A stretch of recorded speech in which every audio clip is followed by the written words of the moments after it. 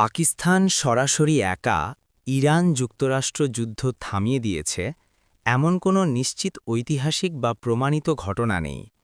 তবে কিছু ক্ষেত্রে পাকিস্তান মধ্যস্থতা অর্থাৎ মিডিয়েশন করে উত্তেজনা কমাতে ভূমিকা রাখতে পারে।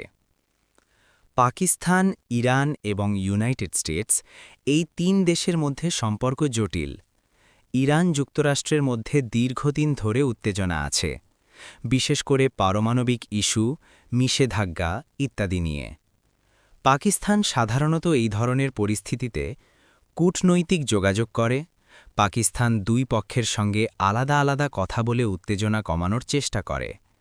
মধ্যস্থতা বা বার্তা পৌঁছানো, অনেক সময় এক দেশের বার্তা অন্য দেশে পৌঁছে দেয়। ব্যাক চ্যানেল ডিপ্লোমেসি, আঞ্চলিক স্থিতিশীলতা রক্ষা। পাকিস্তান চায় না তার পাশের এলাকায় বড় যুদ্ধ হোক, কারণ এতে তাদের নিজস্ব নিরাপত্তা ও অর্থনীতি ক্ষতিগ্রস্ত হয়।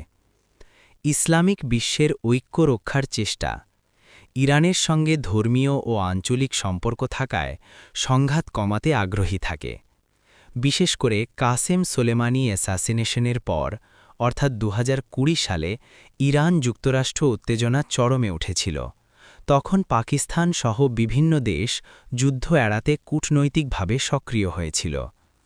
যুদ্ধবিরতি সাধারণত এক দেশের কারণে হয় না, এতে একসাথে কাজ করে আন্তর্জাতিক চাপ, জাতিসংঘ, অন্যান্য দেশ, দুই পক্ষের নিজস্ব সিদ্ধান্ত, অর্থনৈতিক ও সামরিক ঝুঁকি।